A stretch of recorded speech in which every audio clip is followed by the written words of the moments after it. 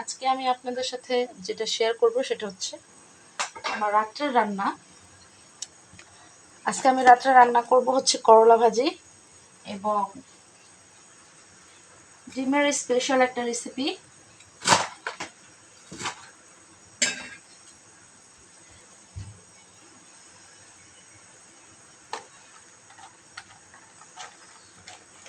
কর্মজীবী মানুষ যারা থাকেন তাদের জন্য একটা অ্যাডভাইস দিচ্ছি, আপনারা আপনাদের হাতের কাজগুলোকে যতটা সম্ভব গুছিয়ে রাখবেন। গুছিয়ে রাখলে দেখা যায় কি রান্না বান্না অনেক সহজ একটা জিনিস। আপনারা যদি সহজে সব কিছু গুছিয়ে রাখতে পারেন তখন দেখবেন অটোমেটিকলি আপনার কাজগুলো আপনার কাছে অনেক সহজ মনে হবে। যেমন আপনি কি রান্না করবেন সেই জিনিসগুলো যদি আগে থেকে আপনি কিচেনে সংরক্ষণ করে রাখেন, পেঁয়াজটাকে আগে থেকে কেটে আপনি ফ্রিজে সংরক্ষণ, যেগুলো ফ্রিজিং করা যায় সেগুলো ফ্রিজিং করে রাখলেন, দেখবেন আপনার কাজগুলো অনেক সহজ হয়ে যাবে।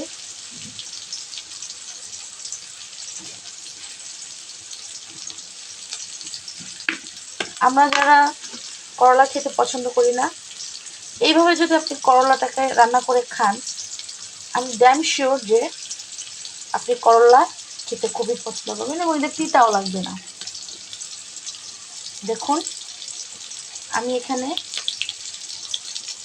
2-3টা শুকনা মরিচ ভেঙে দিলাম।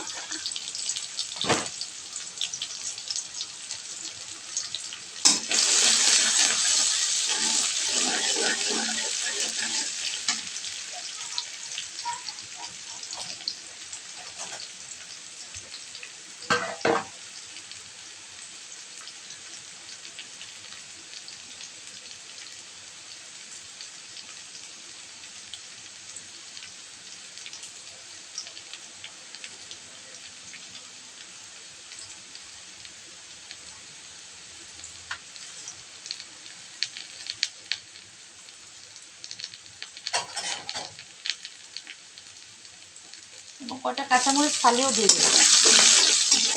পেঁয়াজটা যখন লাল লাল হয়ে আসবে, এরকম একদম ভাজা ভাজা হয়ে আসবে, তখনই এর মধ্যে আমি দিয়ে দিব করলাগুলো।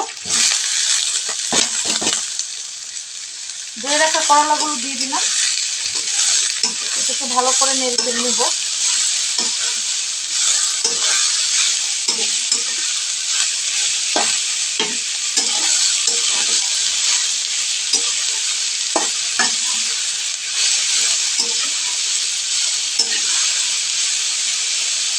অনেকে করলা সাদা খেতে পছন্দ করে, আবার অনেকে একটু হলুদ দিতে পছন্দ করে। তো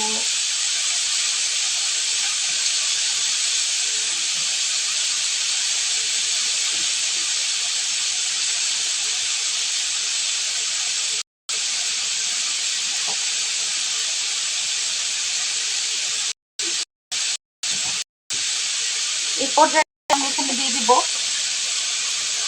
সামান্য লবণ এবং একটু হলুদ। আর এখানে আর কিছু দেওয়ার প্রয়োজন নেই। এখন আর একটু নেড়ে দেব।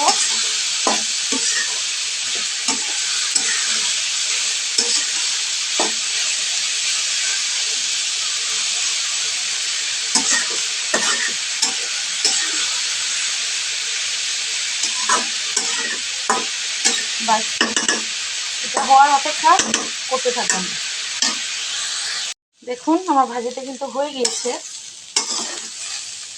এখন যখন এরকম পুরোপুরি ভাজা ভাজা হয়ে যাবে, যারা একটু কড়া ভাজা খেতে পছন্দ করেন আর কি, তারা আর একটু ভাজতে পারেন, কিংবা যারা মনে করেন যে না এতটুকুতেই হবে, একটু তারা এখনই নামিয়ে ফেলবেন। এবং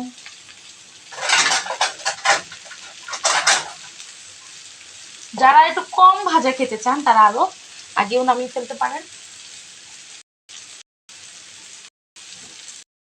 রান্না শেষ, অলমোস্ট কুকড। আমি আপনাদের দেখুন আমার ভাজি, দেখুন করলা ভাজি কিন্তু হয়ে গেছে,